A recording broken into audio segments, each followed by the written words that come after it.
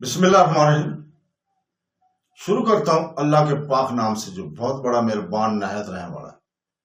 دوستوں، بہنوں، بھائیوں، بزرگوں، السلام علیکم ورحمۃ اللہ وبرکاتہ۔ تاریخ اسلام میں ہم اپنی سیریل اسلامک لیگسی سٹوریز، اسلامی میراث کی کہانیوں میں کی سب سیریل زوال میں آپ کو ہم خوش آمدید دوبارہ کہتے ہیں۔ تو دوستوں، بہنوں، بھائیوں، بزرگوں، شاہ ابن مسعود کا قول ہے کہ مجھے مسلمانوں اور صرف مسلمانوں ہی سے ڈر ہے، میں اجنبیوں سے نہیں ڈرتا، اور اس میں کچھ شک نہیں ہے، اس میں کچھ شک نہیں ہے کہ اجنبیوں نے مملکت اسلام میں جس قدر بھی فتویٰ حاصل کی ہیں، اگر وہ سب کی سب مسلمانوں کے ہاتھ سے پوری نہیں ہوئی تو ان فتویٰ کا نصف یا تہائی حصہ ضرور مسلمانوں کے ہاتھ سے پورا ہوا ہے۔ دشمنان اسلام کو مسلمانوں میں سے ایسے بہت سے لوگ مل جاتے ہیں جو ان کی بہبودی کے لیے اپنی قوم کی جاسوسی کرتے ہوئے پائے جاتے ہیں، اجنبیوں کے حق میں پروپیگنڈا کرتے ہیں اور ان کے ساتھ شامل ہو کر تلوار اٹھاتے ہیں اور اپنی قوم کی گردنیں کاٹ کاٹ کر رکھ دیتے ہیں۔ ان حالات میں فرمائیے کہ اب اسلام اور ایمان کہاں ہے؟ اور اللہ تعالیٰ کے اس فرمان کی کسے پرواہ ہے؟ جسے اللہ تعالیٰ فرماتا ہے مومن تو آپس میں بھائی ہیں، اور قرآن پاک کی یہ آیت کسے یاد ہے جس کا ترجمہ ہے اور تم میں سے جو کوئی ان کافروں کو رفیق بنائے گا وہ انہی میں سے سمجھا جائے گا۔ نیز اللہ تعالیٰ کے اس حکم کی تعمیل کرنے والے کہاں ہیں، جس میں اللہ تعالیٰ فرماتا ہے اللہ تعالیٰ تم کو ان لوگوں کی امداد اور تعاون سے منع کرتا ہے جنہوں نے تمہارے ساتھ دین میں لڑائی کی اور تمہیں اپنے گھر سے نکالا، اور تمہارے نکالنے کے در پر جنہوں نے تم سے ان کے ساتھ دوستی کی وہ ظالم ہوں گے۔ بس اگر تم مومن ہو تو چاہے کہ آپس میں جھگڑا نہ کرو، اللہ سے ڈرو، اپنا باہمی معاملہ درست رکھو، اللہ اور اس کے رسول کی اطاعت کرو۔ کیا اللہ تعالیٰ اور اس کے رسول کی اطاعت اور ایمانی دوستی اسی طرح ہوتی ہے کہ غیروں کے لیے مسلمانوں کو تباہ و برباد کیا جائے؟ پھر کیا اللہ تعالیٰ ایسے لوگوں کو عزت اور نصرت دے گا اور اس زمین پر حکمران بنائے گا جو اپنی قوم اور اپنے وطن اور اپنے ملت کے خلاف غیر طاقتوں کی خدمت اور وفاداری کو اپنا مقصد حیات بنائے ہوئے ہیں؟ اب اس مسئلہ کی اصلاحی پہلو پر ذرا غور کیجیے۔ اگر کوئی غیرت مند مسلمان ان بزرگوں کو ملامت کرے اور انہیں خیانت اور غداری سے منع کرے تو ہمیشہ یہی جواب وہ دیتے ہیں کہ جناب والا، نہ ہم لڑنے کی طاقت رکھتے ہیں اور نہ اجنبیوں کے ظلم اور ستم سے محفوظ رکھتے تھے۔ بعض لوگ یہ کہتے ہیں کہ ہم جو کچھ کر رہے ہیں وہ بے شک برا ہے، لیکن ہم سے کئی گنا زیادہ برائیاں کرنے والے اور لوگ بھی موجود ہیں۔ بس انہی عذرات کو عذر لنگ کہتے ہیں۔ غور تو کیجیے، اگر یہ لوگ اپنی تلواروں سے اپنی قوم اور ملت کی خدمت نہیں کر سکتے تھے تو کلموں کو جنبش دیتے، اور کلموں کو جنبش نہیں دے سکتے تھے تو پھر زبان سے خدمت کرتے۔ اگر زبان سے بھی خدمت کا موقع نہ پاتے تو کم سے کم دل ہی سے کفار کو برا سمجھتے، لیکن ان کم بختوں نے کچھ بھی تو نہ کیا، البتہ کیا تو یہ کیا کہ دشمنان اسلام کے لیے اپنی قوم کی مسلط کو خلاف جاسوسی کی۔ یہ ان کی کارنامے ہے، اور اس ذلت کے باوجود اب وہ بہت خوش اور مطمئن نظر آتے ہیں اور بے خبر پڑے عیش کی زندگی گزار رہے ہیں۔ ان کو نہ غم ہے، نہ فکر، نہ حیا ہے اور نہ شرم، اور وہ مسلمانوں کے حقوق کو فروخت کر کے ان کی قیمت کھا رہے ہیں۔ وہ اپنے آرام کے عاشق ہیں، ان کا ضمیر مردہ ہو چکا ہے اور انہیں ملامت بھی کوئی نہیں کرتا، اور نہ مسلمانوں میں سے کوئی ایسا مسلمان موجود ہے جو انہیں ان کی غداریوں اور بدکاریوں کا بدلہ دے سکے۔ اس میں کوئی شک نہیں ہے کہ تمام دنیا کے مسلمان برابر نہیں ہیں۔ مثلا افغانیوں میں کوئی ایسا آدمی نہ ملے گا جو دشمنان اسلام کی خدمت کرے اور پھر زندہ بھی رہے، اور اسی طرح وہابیوں میں بھی یہ بات نہیں ملتی۔ پھر مصریوں میں بھی سیاسی احساس یہاں تک ترقی کر گیا ہے کہ کوئی آدمی یہ جرت نہیں کر سکتا کہ وہ اجنبیوں کے حکم کو اپنی قوم کے حکم پر علی العلان ترجیح دے سکے یا اجنبیوں میں صاف طور پر کھڑا ہو سکے۔ لیکن افسوس کہ اسلام کے دوسرے ملکوں میں یہ بات بھی موجود نہیں ہے۔ ان ممالک میں جو شخص بھی چاہتا ہے بڑی سہولت اور بے شرمی کے ساتھ دشمنان اسلام کا وفادار بن جاتا ہے۔ اور علی اللہ عنہ ان کی حمایت کرتا ہے۔ اب فرمائیے کیا اللہ تعالیٰ ایسے ہی مسلمانوں کو اپنی حفاظت عطا فرمائے گا؟ کبھی نہیں، یہ وعدہ پورا کرے گا۔ اللہ تعالیٰ ان لوگوں سے وعدہ فرماتا ہے جو تم میں سے ایمان لائے اور ایمان صالح اختیار کیے کہ ان کو زمین پر خلافت عطا فرمائے گا، اسی طرح جیسے ان سے پہلے بنی اسرائیل وغیرہ گزشتہ امتوں کو عطا فرمائے گا۔ اور جو دین ان کے لیے اس نے پسند کیا وہ اسلام ہے، اس کو دنیا میں قائم کر کے رہے گا، نیز خوف و خطرے کی اس زندگی کے بعد ان پر تمانیت اور رحمت کا ایسا دور طاری کر دے گا کہ با اطمینان اللہ کی عبادت کریں گے اور کسی کو اس کا شریک نہیں گردانے۔ سنو، اللہ تعالیٰ اس سے پاک ہے کہ اس کے وعدہ خلافت کا اشارہ آج کل کے مسلمانوں کی طرف وہ مسلمان اپنی قوم کے خائن ہیں اور غیروں کے وفادار ہیں، اور ان کی رضا جوئی کے لیے اپنے بھائیوں کو ہر قسم کے نقصانات پہنچانے میں دریغ نہیں کرتے، بلکہ اپنے دینوی مفاد کی خاطر وہ ہر ذلیل سے ذلیل کام کرنے کے لیے ہر وقت تیار رہتے ہیں، حالانکہ خدا نے ایمان کو اعمال صالح کے ساتھ وابستہ کر دیا ہے۔ ان کی ان بدعمالیوں سے ظاہر ہے کہ ان کا سینہ دراصل ایمان سے خالی ہے۔ یہ جو ہم نے بیان کی یہ آیت کریمہ کا اشارہ ان مسلمانوں کی طرف نہیں جنہوں نے اپنی قوم کے مقابلے میں دشمنوں کو امداد دی، ان کی جاسوسی کی اور اپنے وطن اور ملت کی خرابی کے لیے اجنبیوں کے وفادار بن گئے۔ انہوں نے اپنے اسلام کے لیے صرف یہی کافی سمجھ رکھا ہے کہ نماز پڑھو، درود بھیجو اور ہر وقت ایک لمبی سی تسبیح اپنے ہاتھ میں پکڑے رہو۔ اگر یہ باتیں کسی شخص کو مسلمان بنانے کے لیے کافی ہوتی تو قرآن پاک یہ اعلان نہ کرتا کہ اے فرزندان اسلام، جہاد کے لیے نکلو، صبر کرو، سچے ہو جاؤ، تکلیفیں اٹھاؤ، اپنے مومن بھائیوں کی مدد کرو، انصاف سے کام لو اور احسان کرو۔ اگر صرف درود اور وصائف کسی انسان کو مسلمان بنانے کے لیے ہوتے تو اللہ تعالیٰ یہ نہ فرماتا کہ اے پیغمبر مسلمانوں سے کہہ دو اگر ایسا ہے کہ تمہارے باپ، تمہارے بھائی، تمہاری بیویاں، تمہاری برادری اور تمہارا مال جو تم نے کمایا ہے، تمہاری تجارت جس کے سن پر پڑ جانے سے ڈرتے ہو، تمہارے رہنے کے مکانات جو تمہیں اس قدر پسند ہیں، یہ ساری چیزیں تمہیں اللہ سے، اس کے رسول سے اور اللہ کی راہ میں جہاد کرنے سے زیادہ پیاری ہیں، تو کلمہ حق تمہارا محتاج نہیں، انتظار کرو یہاں تک کہ جو کچھ خدا کو کرنا ہے وہ تمہارے سامنے آئے، اور اللہ کا مقرر قانون ہے کہ وہ فاسقوں پر کامیابی اور سعادت کی راہ نہیں کھولتا۔ کیا ہمارے دوست یہ کہہ سکتے ہیں اب کہ آج کل کے مسلمانوں میں سوائے شاذ و نادر ہی کوئی مسلمان ایسا مل سکتا ہے جو اللہ اور اس کے رسول سے محبت کرتا ہو اور انہیں اپنے باپ، بیٹے، بھائی، بیوی، تجارت اور جائیداد پر ترجیح دیتا ہو؟ یہاں پہ ایک مثال قابل غور ہے۔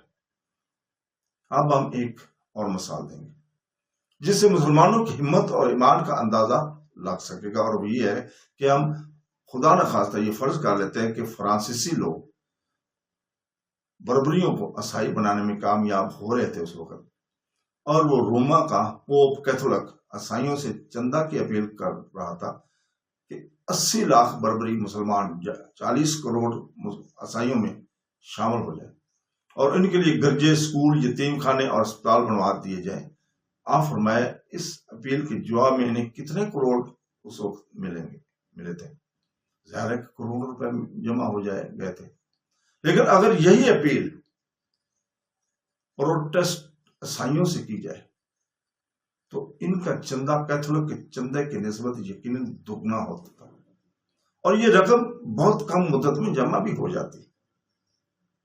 اب ہم مسلمانوں سے اپیل کرتے ہیں کہ دیکھو تمہارے بربری، یہ اس وقت کی مثال دے کر ہم بات کر رہے ہیں کہ تمہارے بربری اپنے اسلام سے مرتد ہونے کے قریب پہنچ گئے ہیں، اور اس ارتداد کا باعث محض جہالت ہے۔ لہذا تمہارا فرض ہے کہ تم ان لوگوں میں سے اپنے علماء بھیجو تاکہ وہ انہیں اچھی طرح سے اسلام سکھا دیں، نیز ان کے لیے مسجدیں اور اسکول اور یتیم خانے بنوا دیں تاکہ وہ اسلام پر قائم رہ سکیں۔ فرمائیے ہماری اپیل کا کیا نتیجہ ہوگا؟ میرا خیال کہ جان توڑ کر کوشش اور دوڑ دھوپ کے بعد بھی شاید مسلمانوں کا چندہ عیسائیوں کو چندہ کا 100واں حصہ بھی نہ ہوگا۔ اس سے زیادہ کبھی نہیں ہوگا. بس اس مثال سے عیسائیوں اور مسلمانوں کی مذہبی حمیت یہاں ہوگی. اب اس کے بعد یہ سوال کرنے کی ضرورت نہیں کہ مسلمان کیوں ذلیل ہو گئے اور دیگر اقوام کیوں ترقی پر ہیں.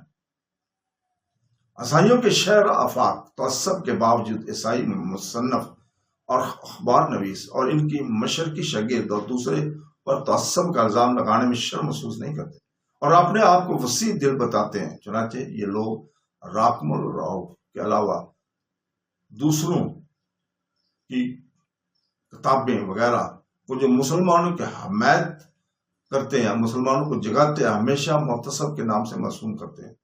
پھر لطف یہ ہے کہ ہم صرف عیسائیوں کے نزدیک ہی محتسب نہیں ہیں بلکہ ان لوگوں کے نزدیک بھی محتسب سمجھے جاتے ہیں. مسلمان کہلانے کے باوجود اسلام کے حکموں اور مسلمانوں کی ضرورتوں سے بے پرواہ ہو چکے ہیں اور بعض دفعہ عیسائیوں کی دوستی حاصل کرنے کے لیے دین اسلام سے اپنا بے پرواہ ہونا بھی ان پر جتا دیتے ہیں.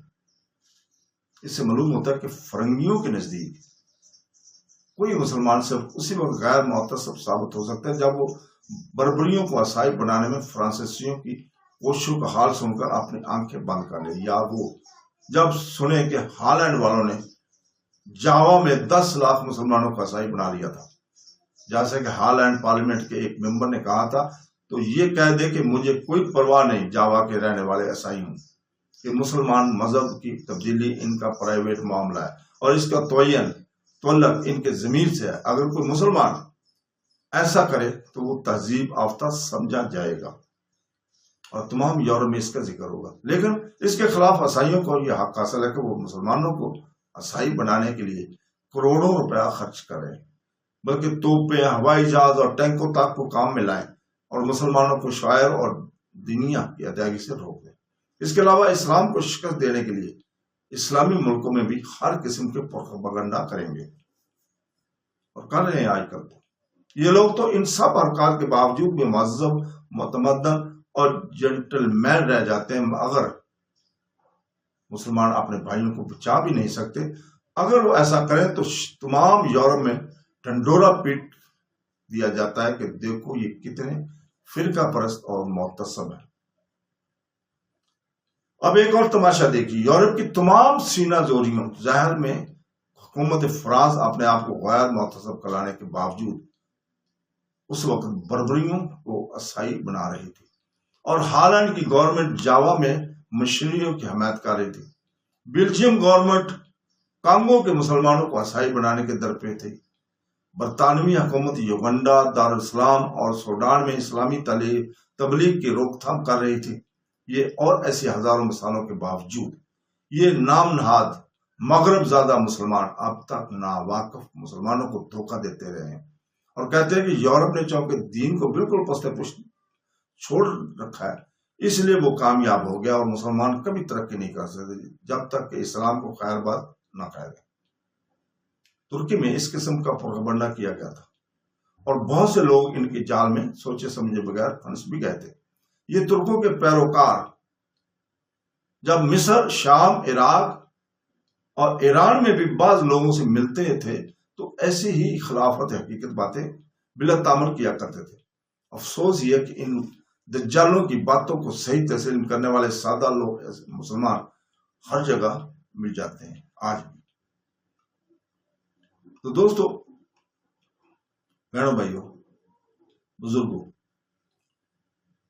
امت کے اہم اسباب، زوال امت کے اہم اسباب جو تھے اس میں مسلمانوں کے اسباب زوال میں یہ بھی چند باتیں بہت اہم ہیں. جیسا کہ نمبر 1 پہ جہالت.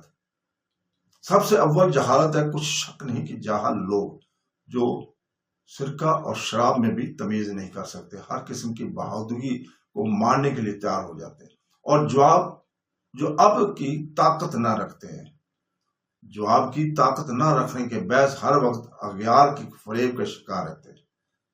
نمبر 2 پہ کم عملی، کم علمی. دوسری وجہ مسلمانوں کی کم علمی ہے. یہ چیز جہالت سے بھی بدتر ہے کیونکہ اگر سچا عالم مل جائے اور انہیں راہ راست پر آمادہ کر سکتے وہ فی الفور راستی کو قبول کر لیتے ہیں، لیکن تعلیم یافتہ اشخاص اپنے منطق کے سامنے کسی کا قول بھی قبول کرنے کے لیے تیار نہیں ہوتے۔ مشہور مقولہ ہے، نیم حکیم خطرہ جان اور نیم ملا خطرہ ایمان۔ میری اپنی رائے میں بھی یہی ہے کہ پورا جہل آدھے جہل سے بہتر ہے۔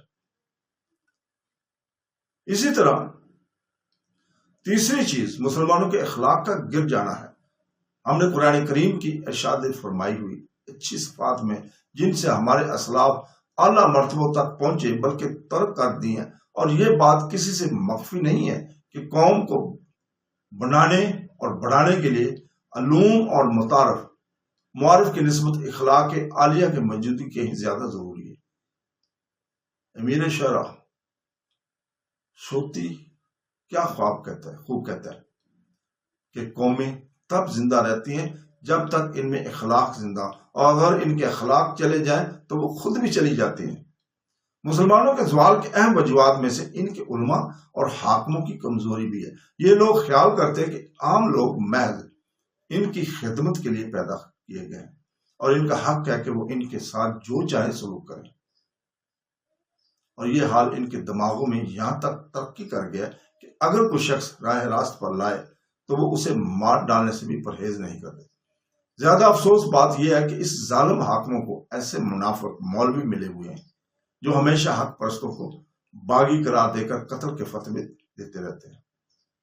حالانکہ ان کا فرض یہ تھا کہ حکام کو سیدھا راستہ دکھاتے، چنانچہ قدیم حکومتوں میں عالموں اور مولویوں کا کام وہی تھا جو آج کل پارلیمنٹ کے کام ہے۔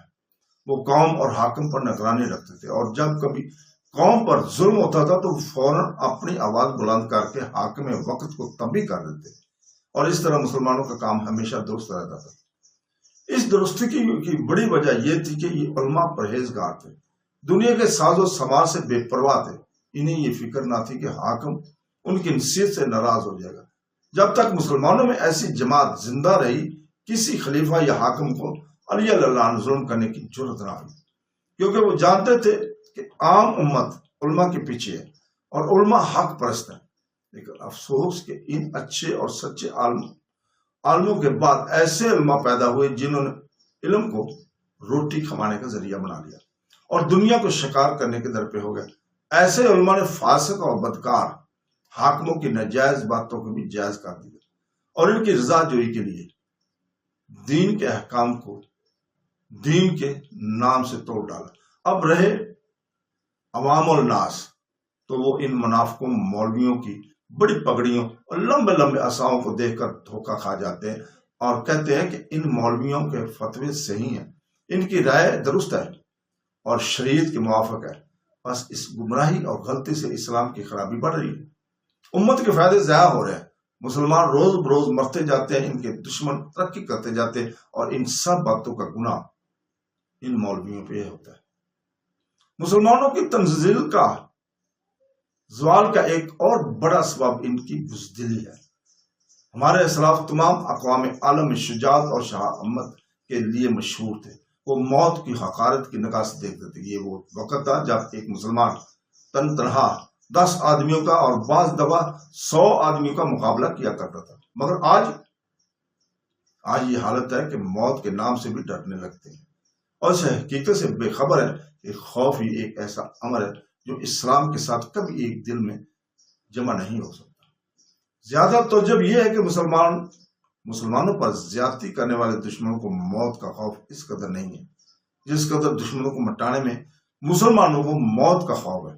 اور اس سے زیادہ توجہ کی بات یہ ہے کہ ہم اپنی آنکھوں سے دیکھ رہے ہیں کہ اسلام کے دشمن اپنی قوم اور وطن کے لیے کس طرح موت سے کھیل رہے ہیں اور اس کے نتیجے میں کیا کیا کامیابی حاصل کر رہے ہیں، لیکن ہم پھر بھی شرم نہیں کرتے، ہم پھر بھی خاموش ہیں، نہ دشمن سے سبق لیتے ہیں اور نہ اللہ تعالیٰ کے اس قول سے عبرت حاصل کرتے ہیں جس میں اللہ تعالیٰ فرماتا ہے، اور دیکھو دشمنوں کا پیچھا کرنے میں ہمت نہ ہارو۔ اگر تمہیں جنگ میں تکلیف پہنچتی ہے تو جس طرح تم تکلیف میں ہوتے ہو اور وہ بھی تمہارے ہاتھوں تکلیف میں ہوتے ہیں، اور تمہیں ان پر یہ فوقیت ہے کہ اللہ سے کامیابی اور اجر کی ایسی امیدیں رکھتے ہو جو انہیں میسر نہیں، کیونکہ تم اللہ کی راہ میں حق اور انصاف کے لیے لڑ رہے ہو اور وہ اپنی نفسیاتی خواہشوں کے لیے ظلم اور فساد کی راہ میں لڑ رہے ہیں۔ بزدلی کے ساتھ ساتھ یہ سب بڑے مرض یہ ہے کہ عام مسلمانوں میں مایوسی بھی پھیل رہی ہے۔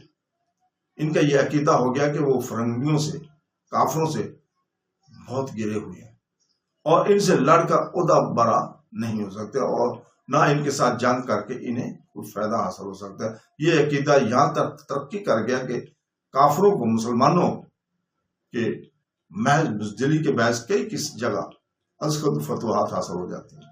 پرانے زمانے کی روایت بدل گئی ہیں اور کئی جگہ تو ان کے چند آدمی بے شمار مسلمانوں کا مقابلہ کر کے ہٹا دیے جاتے ہیں۔ ایسے ہی ڈرپوک لوگ بزدلی کو عقل مندی سمجھتے ہیں، حالانکہ یہ کمینہ لوگوں کا ہتھیار ہے۔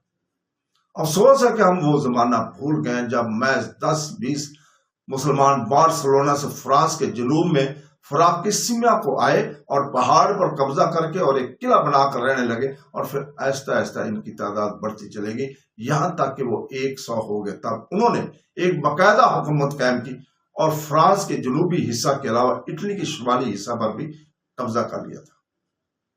مسلمانوں کی تعداد صرف 100 تھی، مگر اس حال میں بھی گردنوا کے بادشاہ ان کی دوستی کے طلبگار تھے۔ کو الپ کی چوٹی، فرانس اور اٹلی کے وسطی پہاڑوں کی شاہراہیں ان کے قبضے میں تھی، اور ان راستوں سے جس قدر بھی قافلے گزرتے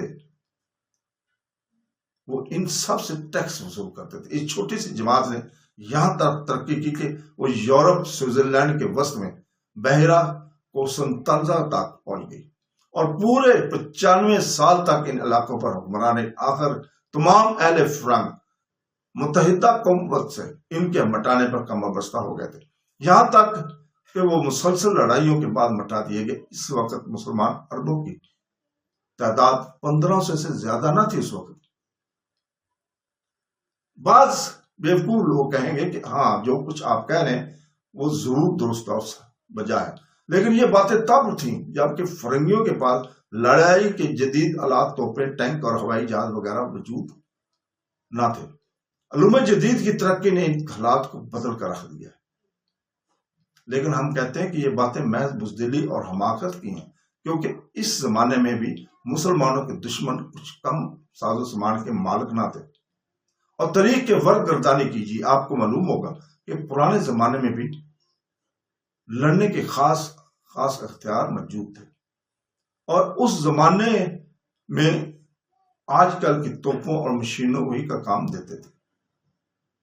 اصل واقعہ یہ ہے کہ زہری ہتھیار اور سامان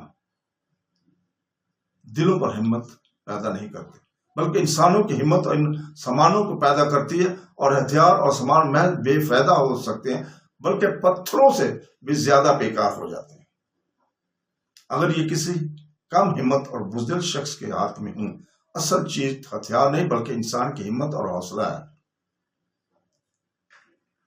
اس کے جواب میں کہا جائے گا کہ اگرچہ یہ باتیں سچ ہے، تاہم عملی کامیابی کے لیے آج کل کے علوم البس ضروری ہیں، اور چونکہ یہ علوم مسلمانوں میں موجود نہیں، اس لیے کافروں کا مقابلہ نہیں کر سکتے۔ گزارش ہے کہ جب مسلمانوں میں ہمت اور عقل ہوگی تو وہ نئے علوم اور موجودہ اختراعات کا بھی مالک ہوں گے۔ کیا تم نہیں دیکھنا چاہتے کہ جاپانی لوگ سن 1886 تک تمام ممالک کے مشرقیہ کی طرح پسماندہ تھے، لیکن جب انہوں نے اہل یورپ کے نقش قدم پر چلنا چاہا اور ان کے علوم اور سنتوں کو سیکھا تو وہ 50 سال کے اندر ان کے برابر ہو گئے تھے۔ بس اگر امت مسلمہ کھڑا ہونا چاہتی ہے اور طاقتور قوموں کے دوش بدوش چلنا چاہتی ہے تو اس کے لیے بھی یہی راستہ کھلا ہے۔ وہ مسلمان ہوتے ہوئے بھی اغیار کا مقابلہ کر سکتے ہیں، جیسا کہ جاپانی نے کیا ہے اور اپنے مذہب اور رسوم پر قائم رہتے ہوئے کیا ہے۔ سوال یہ ہے کہ مسلمانوں نے کس وقت جدید قسم کے ہتھیار حاصل کرنا چاہا اور یہ سامان انہیں نہیں ملا۔ واقعہ تو یہ ہے کہ مسلمانوں میں اگر کوئی کمی ہے تو وہ عزم اور استقلال کی کمی ہے۔ جب بھی ان میں عزم اور استقلال پیدا ہوگا انہیں سب کچھ مل جائے گا۔ کیا یہ واقعہ نہیں کہ اگر آج کوئی مسلمان ہتھیار حاصل کرنا چاہے تو دوسرے ہی دن اسے ہر قسم کے ہتھیار مل جاتے ہیں؟ ان ہتھیار لینے کے لیے پیسہ دینا ہوتا ہے، اور اس معاملے میں ہم بہت کمزور ہیں۔ ہم نہ تو خرچ کرنے کو تیار ہوتے ہیں اور نہ فرنگیوں اور जापानियों के नक्शे कदम पर चलना चाहते हैं। हम फतह और कामयाबी को बगैर हथियारों के और हथियारों को बगैर पैसा हासिल करना चाहते हैं। तो ये हमाकत है, हमारी इन्हीं कोताहियों के बहस। जब दुश्मन हम पर गालिब आ जाता है तो हम चीखने लगते हैं, पुकारने लगते हैं, और पुकार पुकार कर कहते हैं कि खुदा का ये वादा कहाँ है, जिसमें अल्लाह ताला फरमाता है खुदा पर हक है मोमिनों की मदद करना। इस पुकार का मतलब तो ये हुआ कि गोया अल्लाह ताला ने मोमिनों को मुफ्त में कामयाबी देने का वादा किया हुआ है, ख्वाह वो काम करें या ना करें। ये लोग ख्याल करते हैं कि कामयाबी के लिए मुसलमान कहलाना और दुरूद पढ़ना या खानकाहों में बैठकर दुआएं करना काफी है। ये कर देने के बाद खुदा का फर्ज है कि वो अपने वादों को पूरा करे। इस कायली बेपरवाही और गुमराही का नतीजा देखिए कि बेशुमार हथियार वाले मुसलमान मादूद चंद हथियार वाले काफरों के सामने खड़े होते हैं तो मुसलमान भाग जाते हैं। और ये चक्कर इसी तरह चल रहा है कि मुसलमानों को अपने आप पर कोई इत्मीनान बाकी रहा ही नहीं, और वो मायूसी के आलम में काफरों के नाम ही से खौफजदा होने लगते हैं, और बाज़ जगह तो खुद ही अपने आप को दुश्मनों के हवाले कर देते, और मुसलमान होने के बावजूद मुस्तसल्लम अपने आप को सुपुर्द करने वाला बनकर खुदा का ये फरमान भूल गए, जिसमें अल्लाह ताला फरमाता है, और देखो ना तो हिम्मत हारो, गमगीन हो, तुम ही सबसे सरबुलंद हो बशर्ते के सच्चे मोमिन हो। अगर तुम्हें नुकसान पहुंचा है तो दुश्मनों को भी तुम वैसे ही नुकसान पहुंचते हैं। दरअसल ये रंजीत के औकात हैं जिन्हें हम इंसानों में इधर उधर फिराते रहते हैं। कभी एक ग्रोह के हक में मैदान जंग का फैसला होता है तो कभी दूसरे के हक में। बस ये कोई ऐसी बात नहीं जिसकी वजह से तुम हिम्मत हार बैठो। मुसलमान ये हकीकत फरमोश कर चुके हैं कि मोमिन के कल्ब में नाउमीदी का आना कुफर के बराबर है। चुनाचे फरमाने खुदाबंदी के मुताबिक इनके असलाफ की अमली हालत यही थी। जैसे अल्लाह ताला फरमाते हैं, ये वो लोग हैं जिनसे बाज आदमी कहते थे तुमसे जंग करने के लिए दुश्मनों ने बहुत बड़ा ग्रोह इकट्ठा कर लिया, बस चाहिए कि इनसे डरते रहो और मुकाबले के लिए बाहर निकलो। लेकिन बजाय इसके कि ये बात सुनकर वो डर जाए, इनका ईमान और ज्यादा मजबूत हो गया। वो खौफ बेखौफ खतर होकर बोल उठे, हमारे लिए अल्लाह का सहारा बस करता है, और जिसका कारसाज अल्लाह हो तो क्या ही अच्छा है इस कारसाज। लेकिन मौजूदा हालात क्या है? मौजूदा हालात ये कि अगर किसी मुल्क के मुसलमानों से इन मुजाहिदों के लिए जो किसी अजनबी से लड़ रहे हो चंदा मांगा जाता है तो बाद लोगों का जवाब यह होता है कि चंदा देने से क्या फायदा है, जबकि दुश्मन हर बहरहाल मुसलमानों पर गालिब होगा। हालांकि वो जरा भी गौर करते तो इन्हें मालूम होता कि इनका यह अकीदा इन्हें कमजोर और दुश्मन की ताकत को ज्यादा मजबूत करता है। इसके अलावा अपने मुजाहिदीन की माली और इमदाद न करने पर इन्हें कोई माली फायदा भी हासिल नहीं हो सकता, इसलिए कि अगर मुसलमान मुजाहिदीन मगलूब हो गए तो तमाम मगलूब मुसलमानों की दौलत अगियार के कब्जे में चली जाएगी और वो अपनी तजारत और इक़्तिसाद में आजादा न रहेंगे, बल्कि इनके पास जो कुछ भी होगा वो दुश्मनों का माल होगा, और मुसलमानों के पास स्वाय चंदा वो सीधा हड्डियों के और कुछ बाकी ना रहेगा। बल्कि बाज हालतों में वो इस दर्जा मुफलस और तलाश हो जाएंगे कि एक एक लोकमा के लिए दर बदर फिरेंगे और भूखे रहकर सड़कों पर जाने देंगे, जैसा कि अफ्रीका और हिंदुस्तान में अक्सर होता आया था। सब लोग जानते हैं कि इन ममालिक में जब कभी कैद पड़ता था तो अफ्रीकी और हिंदुस्तानी हजार की तादाद में मर जाते थे, लेकिन कोई अंग्रेज नहीं मरता, इसलिए कि इन अजनबियों ने इन मुल्कों की दौलत पर इस तरह कब्जा कर लिया था कि असली बाशिंदों के लिए गरीबी और मोहताजी के सिवा और कोई चीज बाकी नहीं छोड़ी थी। इन हालात में अगर आजकल के मुसलमान अपने मुजाहिद भाइयों की इमदाद करने से कासर हो चुके हैं तो इसका असल सबब भी यही है कि उन्होंने शुरू में अपने मुजाहिदीन की माली इमदाद देने में कंजूसी से काम लिया, और इसकी पाविश में अब वो जलील और ख्वार होने के अलावा मुफलस और तलाश भी हैं और भूखे भी मर रहे हैं। खुदा का कानून याद रखो कि हमेशा गुलामी के साथ मुफलसी होती है और आजादी के साथ दौलतमंदी एक। तो दोस्तों यहीं पर रुकते हैं। अल्लाह हाफ़िज़।